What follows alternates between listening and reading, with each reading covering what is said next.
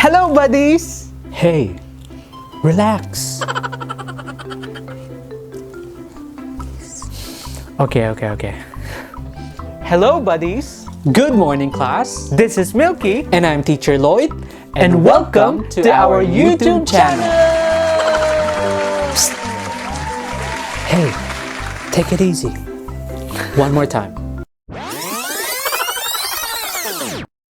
This is Milky, And I'm Teacher Lloyd. and welcome to our YouTube channel!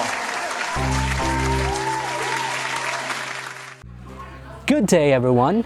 It's Milky, and welcome to my very first class. And it is my honor to welcome you guys to my YouTube channel. So for our first class, yes, you heard it right. In my videos, we will be having classes. So before we further learn about many different things about my life, about many different lessons in different subjects, in different aspects of life, let's get to know each other first. And for today's class, I will be calling it 20 Lessons About Me. For this class, I will be telling you information about myself, and at the same time, susubukan natin kumuha ng lessons out of those aspects of life. Got it? Good. Are you guys ready? Let's go. My full name is MilkyXLloyd de Leon Santos. So basically, Santos came from my dad, De Leon came from my mom, and for MilkyXLloyd, according to my parents, Lloyd came from a very famous Filipino actor back in 1990s, and his name is Lloyd Sammartino. While Milky, according to my mom, it's basically my physical appearance when I was a baby. I was pure white, I was pale, so that's the reason why they decided to come up into that kind of name. What's our lesson about this? Back then, I used to get bullied because of my name. So, yung mga classmates ko, they bullied me because of that. Milky, mukhang gatas, etc. And actually, the way they called me depends on the color of my skin. So for example, after summer season, medyo maitim yung skin ko, tinatawag naman nila akong Milo. It wasn't that big deal, but for me, as a child, it was a big deal. I used to get so offended by that. But as time passed by, I used that as my strength. I used it to become my own advantage. So I used my name to become popular because Milky is quite so easy to understand, so easy to remember. Makikilala ka nilang lahat. Matatandaan ka nilang lahat. Kilala ko ng classmates ko, kilala ko ng professors ko, kilala ko ng students ko, and right now, I could say that it is one of my assets. Milky, magatas. So whatever your name is, class, try to embrace it. Of course, at the very beginning, you might not like it, but eventually, you would find your way to love it. And use it as your own advantage. Your name is your representation.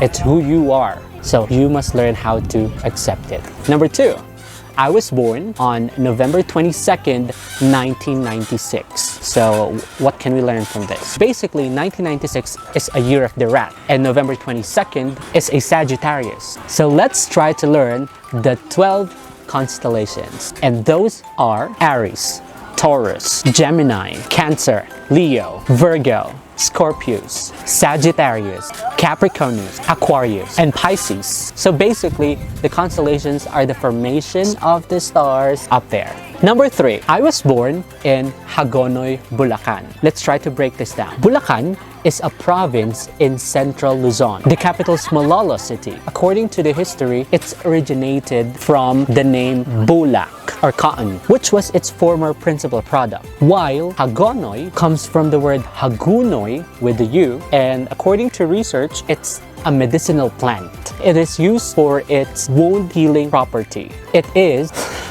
Cromolina odorata. Cromolina odorata. Cromolina odorata. Search nyo na lang guys kung tama yung pronunciation ko, but according to Google, it's Cromolina odorata. Number 4, I graduated Bachelor of Secondary Education major in English at Bulacan State University. What can we learn from this? Based on my experience, this is for you guys, especially for the youth. Okay? For those people, youth, teenagers, na hindi pa nila alam kung ano yung dapat nilang kunin once they entered college. Ang advice ko lang is make sure that consider many things. 1. Practicality. Kaya mo ba? Can you afford it? Physically, financially, and mentally. Number 2. Do you have any backup plans once you failed? Based on my experience, I remember my dream was to become a lawyer. It's clear in my mind that back then I really wanted to become a lawyer. But practicality, yung 4 years nga lang di afford ng parents ko. What more pa yung 10 years, diba? So I had to think of a backup plan. And then a thought came into my mind that in order to become a lawyer, you have to become fluent in English. You have to be good in English. So that's the reason why I decided to take Bachelor of Secondary Education major in English. During that time, I was just thinking na, okay, I will take this degree, this major, and then once I graduated, I will work. Eventually, I will continue pursuing becoming a lawyer. And if, for example, ayoko na, at least meron pa din akong babagsakan. Hindi pa din ako mawawalan. So that's the mentality, guys. We have our free will. We are free to choose. We are free to decide. But just be wise. Okay? Be wiser kung pwede. Number 5, I'm a teacher. I used to teach back in the Philippines for 2 years. And then eventually I decided to venture here in Vietnam. Yes, I'm currently based and working here in Vietnam, particularly here in Ho Chi Minh City or Saigon. Many people, they are confused between teacher and educator. According to some of the definitions from the experts, from some philosophers, they say like this: not all the teachers are educators, but not all educators are teachers. What does that mean? Teacher is a job. It's basically a profession. You have to undergo certain practices. You have to undergo college, while educator requires talent. It doesn't require certificates, practices, or expertise. They say that everybody can become an educator. You are an educator if you are able to influence other people and make them learn about themselves, their skills, and any other aspects of their lives. I'm a teacher. Do I consider myself as a teacher or an educator? That is something that I don't know. One thing is for sure, I'm a teacher. But as an educator, I think it's not on me to answer that. It's my students. So to all my former and current students out there, please comment down below. Okay, next, let's talk about my favorites. My favorite movie. I have so many movies in mind that I got so obsessed with.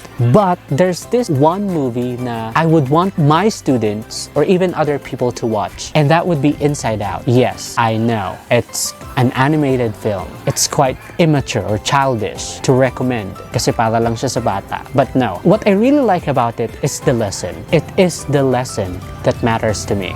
Because for me, the message of the film is so life-changing. Because Inside Out promotes emotional awareness. Many people are afraid of certain emotions or circumstances. They try to avoid sadness. They try to avoid failure without knowing that in order for you to get that priceless feelings of happiness, you have to undergo through these things. And that's what I like about Inside Out. It taught us how to manage all the emotions that you feel deep inside you, which basically conveys the message that it is okay not to be okay. That in order for us to feel that certain level of happiness, we have to surpass, overcome, and go through all those emotional states. Inside Out. Okay, next, what's my favorite song? I don't actually have my favorite song, but I do love listening to acoustic songs. Just remember, guys, it is a poem that has melody in it. That's why it turned out to become a song. Okay, next, my favorite pet, my favorite animal is a dog. According to the experts, raising dogs could contribute to your lifetime.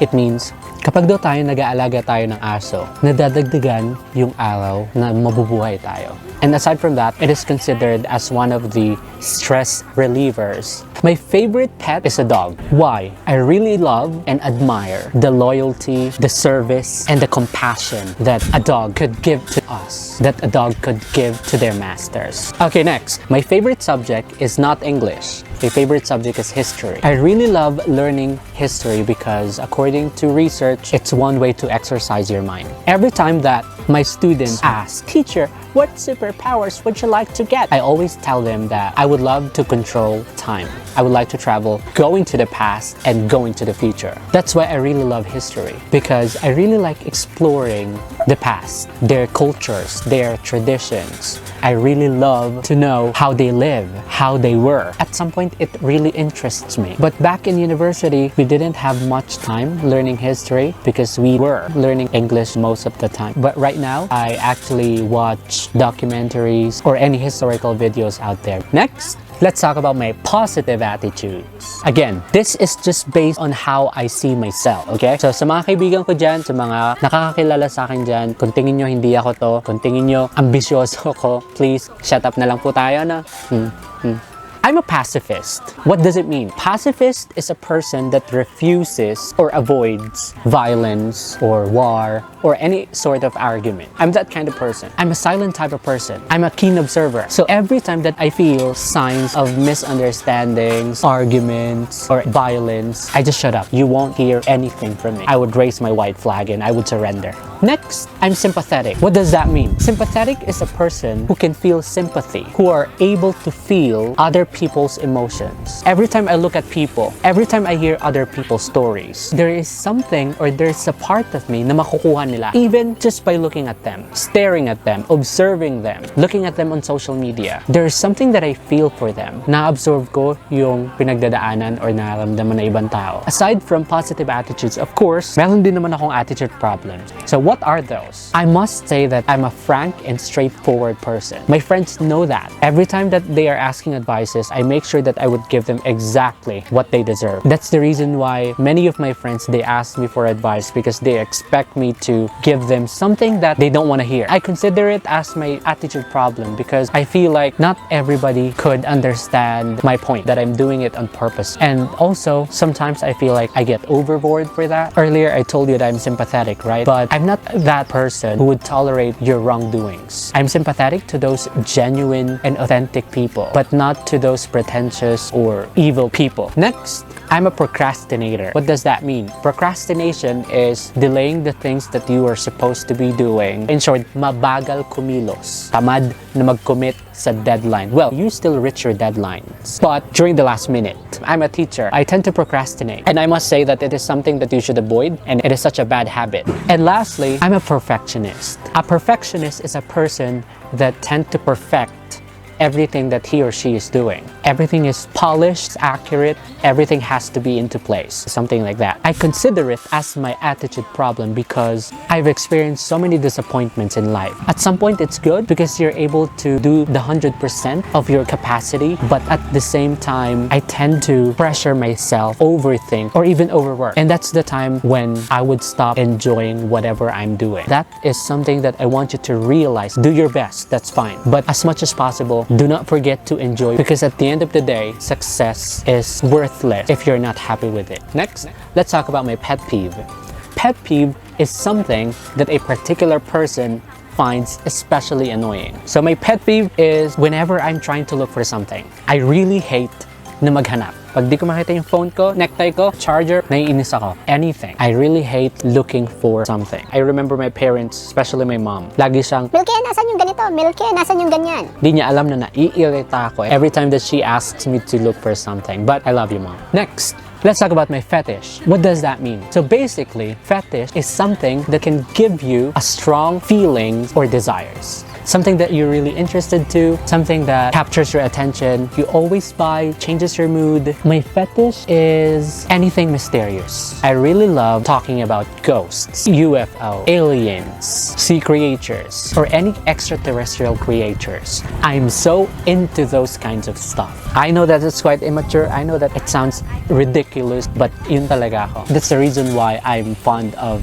Marvel superheroes, because I really wish to have a superpowers, but never mind. I even tried to open my third eye back then, but it didn't work. They said in the middle of the night, at the exact time of 12 o'clock, turn off the lights, just sit down with a candle in front of you in the middle of the darkness and then say Bloody Mary, Bloody Mary, Bloody Mary 10 times. I did the exact thing and nothing happened. Next, motto in life. I was a Boy Scout, but once a scout, always a scout, so I'm still a scout. My motto in life is be prepared. I make sure that I will be prepared doing everything, whether it would be a project, a presentation, a lesson, a dance number, a song number, or whatsoever. I make sure that I would be prepared. Next, my favorite Bible verse, which is Isaiah 41:10. Isaiah 41:10 states that, "So do not fear, for I am with you. Do not be dismayed, for I am your God. I will strengthen you and help you. I will uphold you with my righteous right hand."